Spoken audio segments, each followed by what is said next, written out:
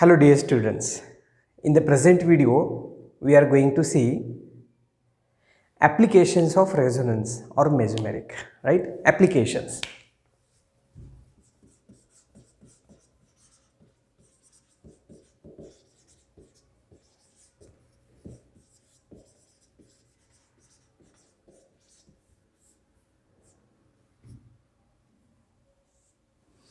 Application of resonance. In that, number one is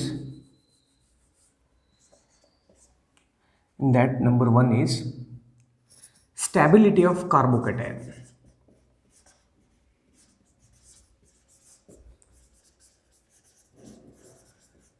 Stability of carbocation.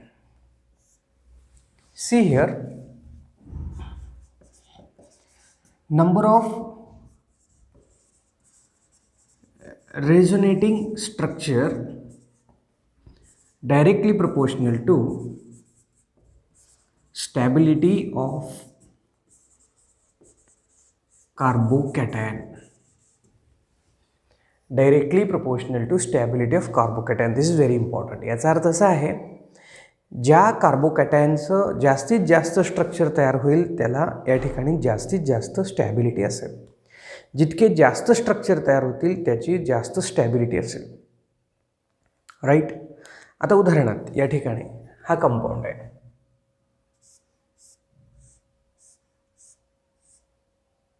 इथं plus charge आहे. हा आहे ना, इथं कन्वर्ट होऊ शकतो. इथे प्लस चार्ज येणार, परत हा बॉन्ड इथे शिफ्ट होऊ शकतो. इथे प्लस चार्ज आहे, हे असं आहे. म्हणून या ठिकाणी हे जे आहे हे आणि हे तीन टोटल स्ट्रक्चर झाले. तीन टोटल स्ट्रक्चर या ठिकाणी तयार होतात. म्हणजे या कार्बोकॅटायनला बाकीचे दोन कार्बन ते आपला पॉझिटिव्ह चार्ज शेअर करतात. म्हणजे एखाद्या कार्बनवर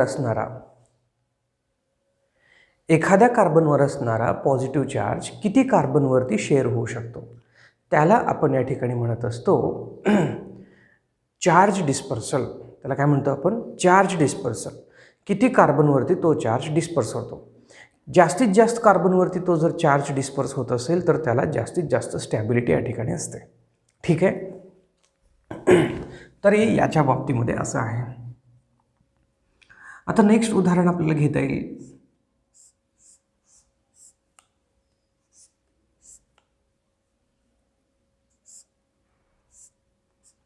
इथं प्लस चार्ज आहे. आता हा इथं शिफ्ट होऊन पॉझिटिव्ह चार्ज इथे येऊ शकतो.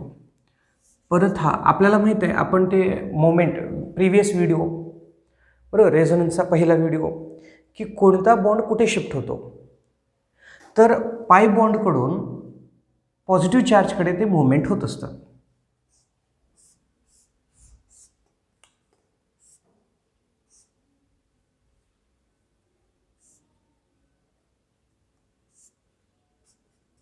असं पाय बॉन्डकडून पॉझिटिव्ह चार्जकडे ते मुवमेंट होत असतात. अशा पद्धतीने हे मुवमेंट आहे. या ठिकाणी हे मूव्ह होत असतात. याच्या लक्षात. So this is the way how these are shifting and stabilising the positive charges. मग याची स्टॅबिलिटी जास्त राहणार. राईट. आता बघा, मग आपण कंपॅरिझन करूया.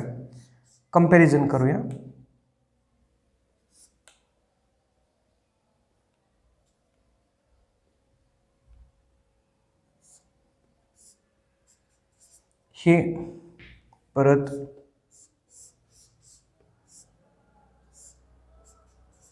असं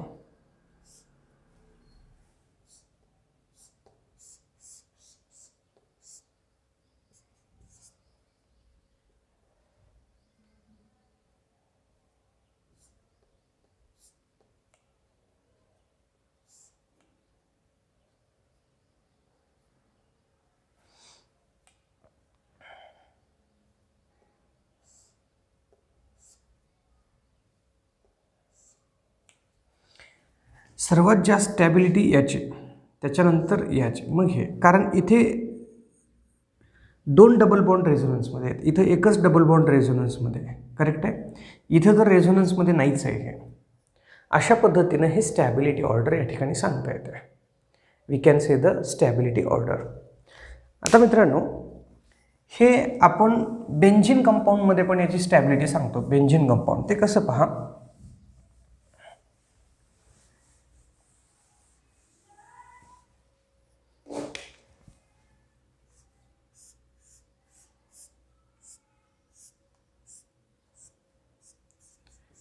CH2 इथे प्लस चार्ज आहे, राईट. मग हे काय होणार, हा बॉन्ड आहे ना, हा बॉन्ड इकडे शिफ्ट होणार इथे, मग प्लस चार्ज इथे, इथं हे डबल बॉन्ड होणार CH2. It is a double bond here,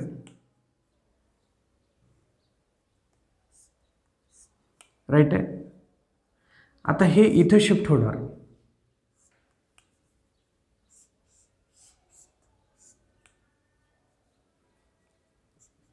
इथं प्लस चार्ज असं, पुन्हा मग हे इथं शिफ्ट होणार,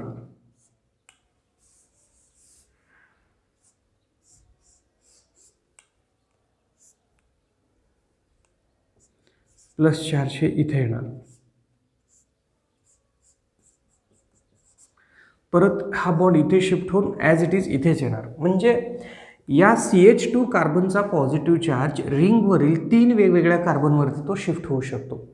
म्हणजे या ठिकाणी रिंगकडून इलेक्ट्रॉन बाहेर चाललेत, फ्रॉम द रिंग, रिंगकडून इलेक्ट्रॉन बाहेर चाललेत, फ्रॉम द रिंग, असं या ठिकाणी आपण याला म्हणू शकतो. Stability of this carbocation will be increase bye shifting the positive charge on 3 different carbon of the benzene ring. म्हणून याची स्टॅबिलिटी जास्त आहे. रेझोनन्समुळे हा कार्बोकॅटायन स्टेबल आहे. Because of resonance this positive charge, this carbocation is stable. ठीक आहे. तर अशा पद्धतीने जिथे जिथं पॉझिटिव्ह चार्ज येईल त्या ठिकाणी, आता बघा आणखीन एक सांगतो महत्त्वाचा, हा जो आहे CH+, हा खूप स्टेबल आहे. कसं, यांनी या ठिकाणी शिफ्ट करणार, याला स्टॅबिलाइज करणार, CH3 CH डबल बॉन्ड तयार होईल, OH, याच्यावर प्लस चार्ज येणार. प्रिव्हियस व्हिडिओमध्ये सांगितल्याप्रमाणे हा आता ऑक्टेट कंप्लीट आहे, म्हणजे याची स्टॅबिलिटी खूप आहे. हा ऑक्टेट कंप्लीट असल्यामुळे याची स्टॅबिलिटी जास्त आहे. हे पहा,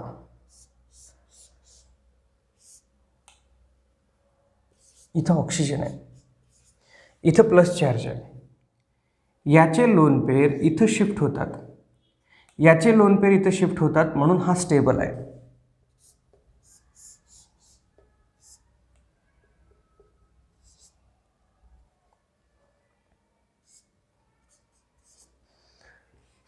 याची स्टॅबिलिटी जास्त आहे याच्यापेक्षा. कसं, हा बॉन्ड इथे शिफ्ट होतो आणि हे परत इथं शिफ्ट होत आहे, म्हणून याचे 2 रेझोनेटिंग स्ट्रक्चर आणखीन तयार होतात. म्हणजे हा इथं शिफ्ट झाला की हा प्लस चार्ज इथे येणार, परत हे लोन पेअर शिफ्ट झालं की ऑक्सिजनवर येणार, याच्यापेक्षा याचे रेझोनेटिंग स्ट्रक्चर जास्त तयार होतात, म्हणून त्या ठिकाणी त्याची स्टॅबिलिटी जास्त आहे. असेही या ठिकाणी काही एक्झाम्पल आपल्याला पाहायला भेटतात. हे झाली stability of carbocation.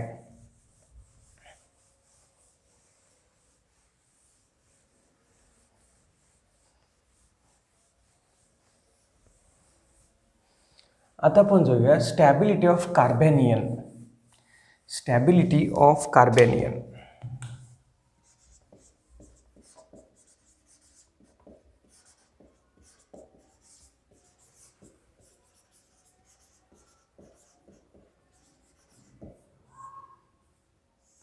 Carbon negative चार्जची स्टॅबिलिटी इथे तसंच same, number of resonating structure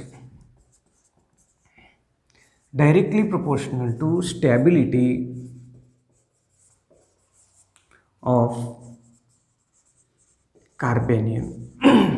म्हणजे एखाद्या कार्बनवर निगेटिव्ह चार्ज आहे, एखाद्या कार्बनवर निगेटिव्ह चार्ज आहे, तर ते निगेटिव्ह चार्ज किती वेगवेगळ्या कार्बनवरती शिफ्ट होऊ शकतं त्याच्यावर त्याची स्टॅबिलिटी डिपेंड आहे. एखाद्या एक्स व्यक्तीवर संकट आलं आहे तर त्याला ते संकट शेअर करणारे किती लोक त्याच्या जवळचे आहेत त्याच्यावरती त्याचं हॅपीनेस किंवा त्याची स्टॅबिलिटी ही डिपेंड करते. तसंच या कार्बनच्या निगेटिव्ह चार्जला स्टॅबिलाइज करण्यासाठी किती वेगवेगळे कार्बन ते शेअर करू शकतात याच्यावरती ते डिपेंड असतं आहे. ठीक आहे. तर या ठिकाणी आपण पाहूया. आता हे जे रेझोनेटिव्ह स्ट्रक्चर असतात, आता उदाहरणार्थ तेच एक्झाम्पल फक्त डायरेक्शन वेगळं असेल. आता हे मायनस चार्ज हा आहे ना इकडे शिफ्ट होतो आणि मग हा इथे शिफ्ट होतो. म्हणजे इथं एकच गोष्ट लक्षात ठेवायचं, negative converting into bond and the pi bond converting into negative. Negative जे आहे ते पाई बॉन्डमध्ये कन्वर्ट होत आहे. हा निगेटिव्ह पाई बॉन्ड होणार आणि पाई बॉन्ड जे आहे ते निगेटिव्हमध्ये कन्वर्ट होणार.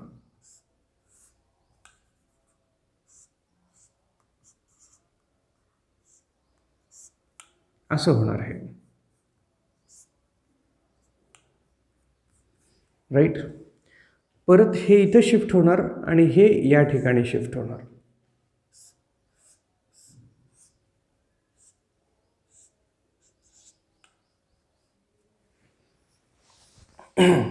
अशा पद्धतीने याचं हे जे निगेटिव्ह चार्ज आहे आणखीन 2 वेगळ्या कार्बनवरती ते शिफ्ट होतं. मग त्याची स्टॅबिलिटी वाढणार नक्कीच आणखीन 2 कार्बनवरती गेल्यानंतर. राईट आहे. आता हे पहा,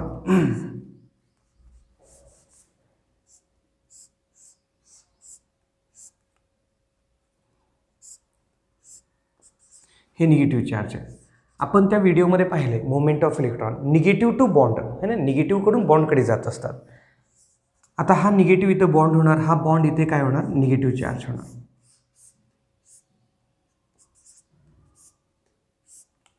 असं. आता हे परत इथे बॉन्ड होणार, हा जाऊन इथे निगेटिव्ह होणार. इथे या ठिकाणी याची स्टॅबिलिटी वाढणार.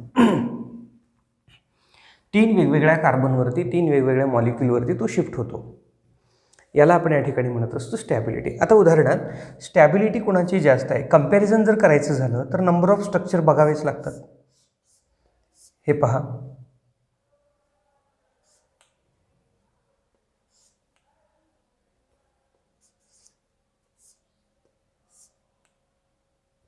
राईट.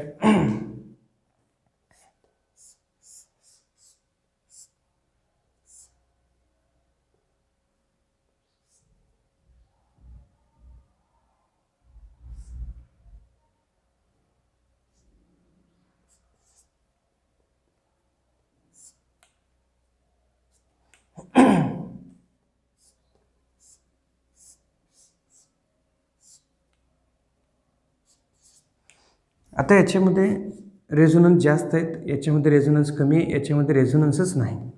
म्हणजे सगळ्यात जास्त स्टॅबिलिटी याची, त्याच्यानंतर याची, त्याच्यानंतर याची, असं रेझोनन्समध्ये पाहायचं आहे आपल्याला. This is what on the base of resonance here. येते लक्षात, कळते. बॉन्ड कसे शिफ्ट करायचे, स्ट्रक्चर कसे पाहायचे हे लक्षात आलं पाहिजे तुम्हाला. You should understand this way. Right. आता बेंझिन स्ट्रक्चरमध्ये कशा पद्धतीने या ठिकाणी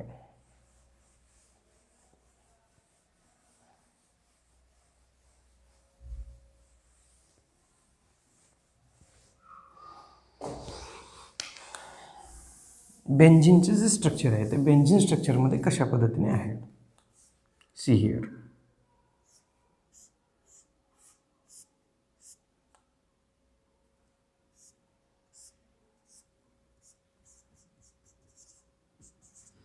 इथं मायनस चार्ज आहे. आता निगेटिव्ह इथं डबल बॉन्ड होणार आणि हे इथं शिफ्ट होऊन बेंझिन रिंगच्या वन ऑफ दी कार्बनवर मायनस चार्ज तयार होईल.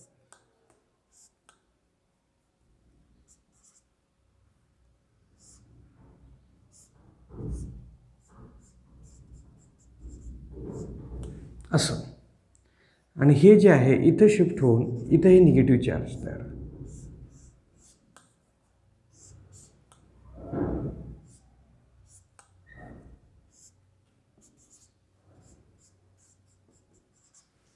असं. हे इथं शिफ्ट होऊन हे इकडं शिफ्ट होणार आहे.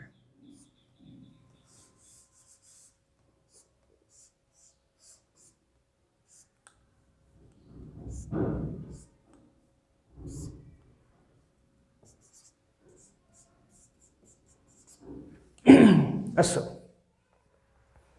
हे अशा पद्धतीने या ठिकाणी राहणार आहे. निगेटिव्ह चार्ज शिफ्टिंग इथे लक्षात म्हणजे निगेटिव्ह चार्ज आहे आणि त्याच्या शेजारी कार्बोकॅट म्हणजे त्याच्या शेजारी डबल बॉन्ड आहे का, त्याच्या शेजारी ते शिफ्ट होऊ शकतं का. निगेटिव्ह चार्ज टू डबल बॉन्डच पाहिजे. इथे लोन पेअर ह्याला हेल्प करू शकत नाही. जसं कार्बोकॅटायनला स्टॅबिलाइज करण्यासाठी शेजार lone pair oxygen lone pair nitrogen असेल तर शिफ्टिंग होऊन ते ऑक्टेट कंप्लीट होऊन त्या ठिकाणी स्टेबल स्ट्रक्चर देतात. तसं इथं नाही होत याच्यामध्ये. Is not possible in this case. येतं म्हणजे याच्या पुढचे जे स्ट्रक्चर मी लिहिलं होतं ते इथं नाही राहणार आता निगेटिव्ह चार्ज असल्यामुळे. हां, रेझोनेटिंग स्ट्रक्चर डबल बॉन्ड जर असतील नक्कीच. आता असा जर प्रश्न केला या ठिकाणी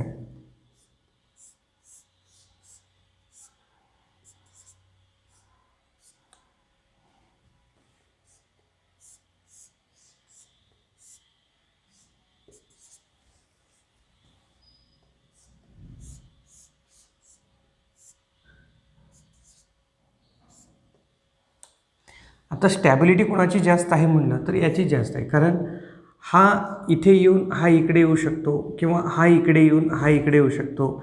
या 2 कार्बनवरती निगेटिव्ह चार्ज होऊ शकतं. म्हणजे याचे टोटल 3 स्ट्रक्चर मिळतात. हा एक स्ट्रक्चर आणि नंतरचे 2 स्ट्रक्चर. याच्यामध्ये ना एकच स्ट्रक्चर मिळू शकतं असं या ठिकाणी इथे निगेटिव्ह चार्ज येऊ शकतो. इथं रेझोनन्स नाही होणार कारण 2 सिंगल बॉन्ड कंटिन्युअसली आले. ह्या डबल बॉन्डचा ह्या निगेटिव्हला काहीच उपयोग नाही आहे. इथे रेझोनन्स नाही होणार. नो रेझोनन्स तुम्ही लिहू शकता. No resonance. इथे रेझोनन्स होणारच नाही आहे. म्हणून त्या ठिकाणी कारण तिथं कॉन्ज्युगेशनच नाही आहे, रेझोनन्स होणार नाही आहे. अशा पद्धतीने या ठिकाणी ह्या मॉलिक्यूलमध्ये आपल्याला ते सांगता येतं की बाबा याच्यामध्ये रेझोनन्स नाही आहे म्हणून सांगता येतं. We can say there is a no resonance in this. तर अशा पद्धतीने स्टॅबिलिटी ऑफ कार्बॅनियनला पण या ठिकाणी हे मदत करतं.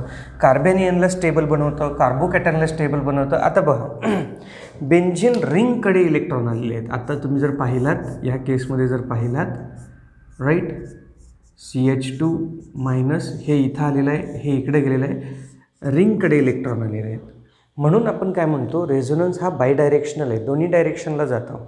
हा बायडायरेक्शनल आहे म्हणून तर कार्बोकॅटायनला पण स्टेबल बनवतं आणि कार्बॅनियनला पण स्टेबल बनवतं. It can stabilise the carbocation as well as it can stabilise the carbanion also. पॉझिटिव्हला पण स्टेबल बनवतं आणि निगेटिव्हला पण या ठिकाणी स्टेबल बनवतं. अशा पद्धतीनं हे रेझोनन्स आहे.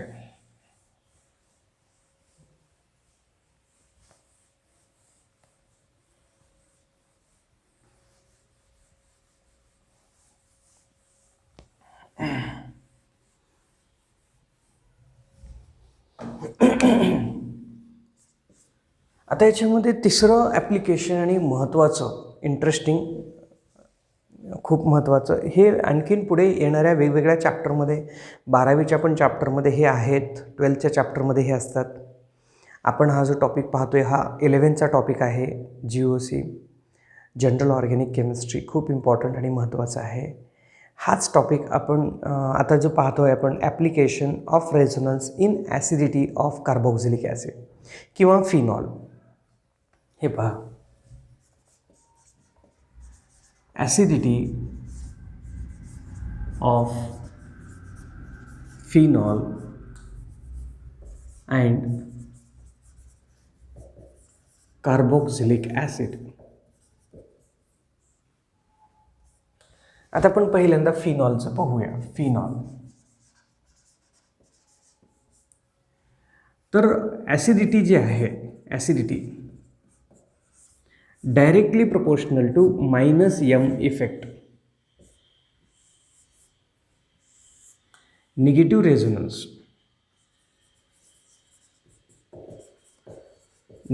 रेझोनन्स किंवा ज्याला आपण इलेक्ट्रॉन विथड्रॉईंग ग्रुप म्हणतो. Electron withdrawing group favour electron withdraw करणारे जे ग्रुप असतात ते फेवर करतात त्याला. इलेक्ट्रॉन विथड्रॉ करणारे ग्रुप त्याला फेवर करत असतात. हे कसं पहा. अगोदर आपण समजून घेऊया या ठिकाणी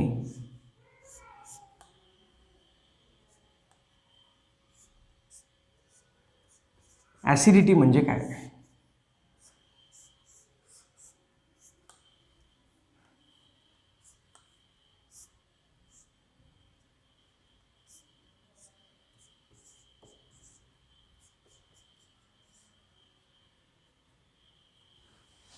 बरोबर आहे. Compound which can release H plus ion called acid, त्याला ॲसिड म्हणायचं. मग ह्याची ॲसिडिटी कशावर डिपेंड करते? Acidity depends on stability of conjugate base. आता कॉन्जुगेट बेस कशाला म्हणायचं? H प्लस निघून गेल्यावर जो मायनस तयार होतो ना त्याला म्हणायचं कॉन्जुगेट बेस. आणि हा आहे या ठिकाणी कॉन्जुगेट ॲसिड, हा कॉन्जुगेट बेस, या बाजूचा हा H प्लस म्हणजे ॲसिड आहे. मग याची स्टॅबिलिटी कुणावर डिपेंड असते? तर स्टॅबिलिटी डिपेंड असते, हा निगेटिव्ह आहे ना, stability of conjugate base directly proportional to -m effect. हे इम्पॉर्टंट आहे. याला किती इलेक्ट्रॉन विथड्रॉईंग ग्रुप इकडे असतील? Electron withdrawing group. आता इलेक्ट्रॉन विथड्रॉईंग ग्रुप कोण आहे? NO2 ग्रुप आहे. म्हणून हे पहा, OH इथे NO2 ग्रुप, राईट.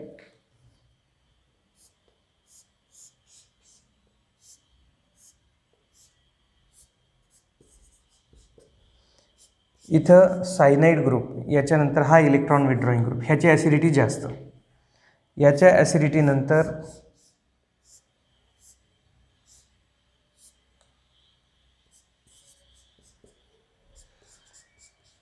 याची ॲसिडिटी जास्त, हा विथड्रॉईंग. याच्यानंतर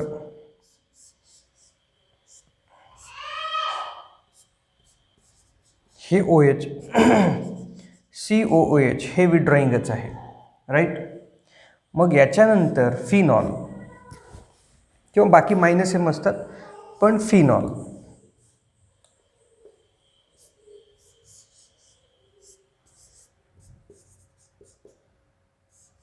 आणि फिनॉल नंतर जे इलेक्ट्रॉन डोनेटिंग ग्रुप असतात,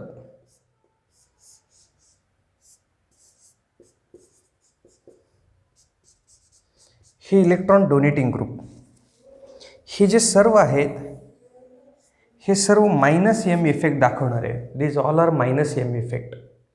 हे सर्व कसे आहेत? -m इफेक्ट आहेत. आणि हा NH2 कसा आहे? +m इफेक्ट आहे. सो +m इफेक्ट काय करतात? त्याची ॲसिडिटी कमी करतात. +m इफेक्ट काय करतात? ॲसिडिटी कमी करतात.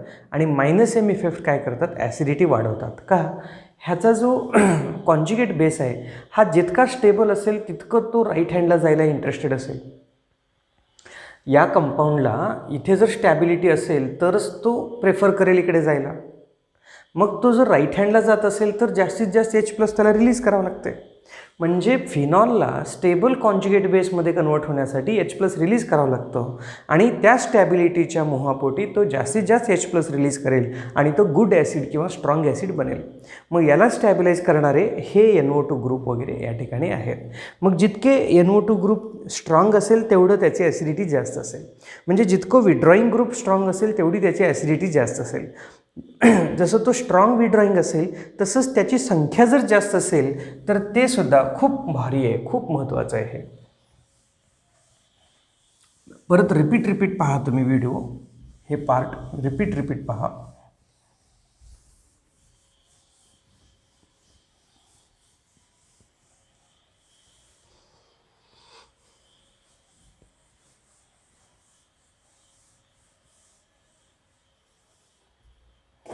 आता हे पहा,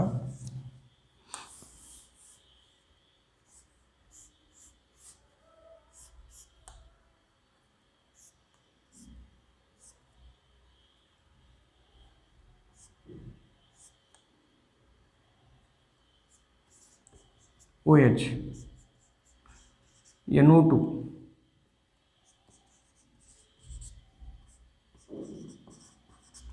तीन NO2, पिक्रिक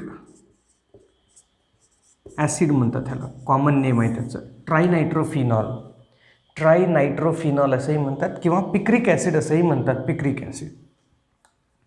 ऑब्वियसली ह्याची जी काही ॲसिडिटी आहे ती जास्तच राहणार.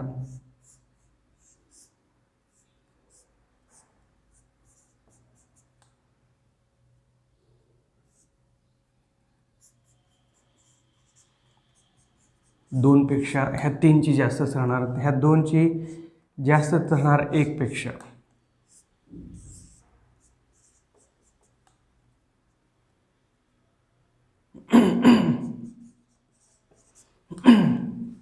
अशा पद्धतीने हे ॲसिडिटी संख्येवर पण डिपेंड करतं, नंबरवरती पण डिपेंड करतं. Electron withdrawing group directly proportional to acidity. किती जास्त असतील तेवढी ॲसिडिटी जास्त राहणार. आता हे पॅरा आहे आणि ऑर्थो दोन असतात, ऑर्थो आणि पॅरा, त्याच्याबद्दल सांगतो, थोडंसं इंटरेस्टिंग आहे.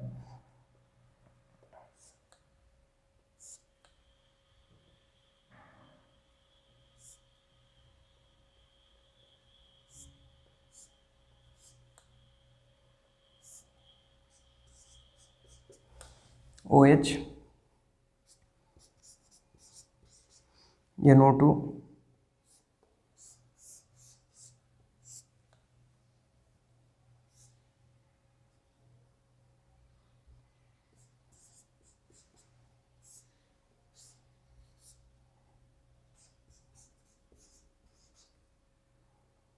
NO2 याची ॲसिडिटी जास्त आहे याच्यापेक्षा. कशामुळे?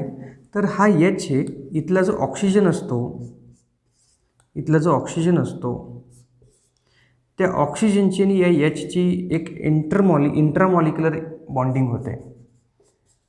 इंट्रामॉलिक्युलर H बॉन्डिंग म्हणजे हायड्रोजन बॉन्डिंग म्हणतात. एक वीक इंट्रॅक्शन तयार होतं, एक वीक इंट्रॅक्शन या ठिकाणी तयार होतं हायड्रोजन आणि ऑक्सिजनमध्ये. म्हणून हा H थोडासा इझिली रिलीज होत नाही.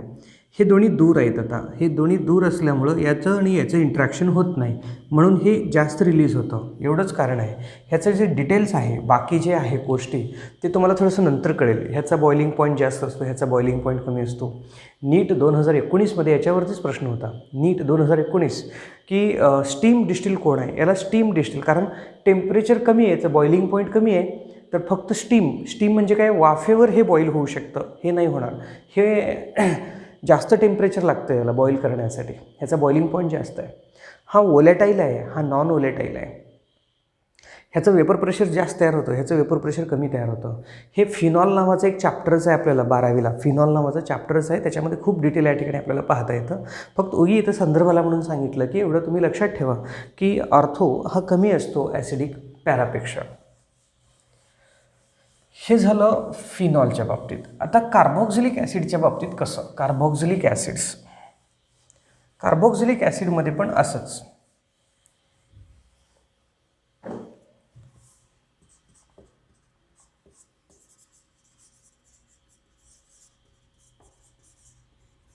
कार्बोक्झिलिक ॲसिडमध्ये पण असंच. Acidity directly proportional to -m. Electron withdrawing group directly proportional to acidity. बदलत नाही, तेच राहणार concept. C.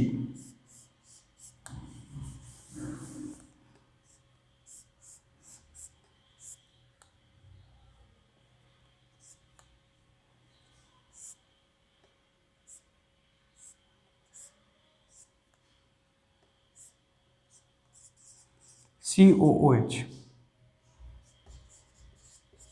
NO2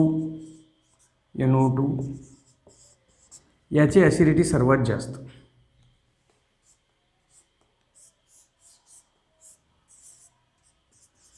COOH,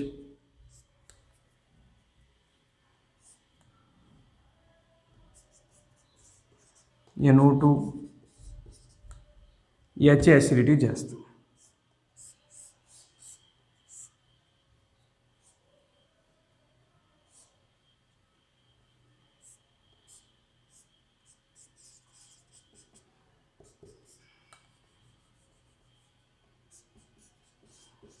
NO2 असं या ठिकाणी याची ॲसिडिटी जास्त आहे.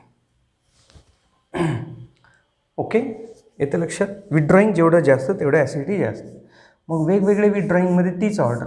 सर्वात स्ट्रॉंग कोण असेल त्याची ॲसिडिटी ते जास्त दाखवणार. इथं NO2 जास्त दाखवणार, राईट. त्याच्यानंतर सायनाईड येणार, COOH, त्याच्यानंतर CHO येणार,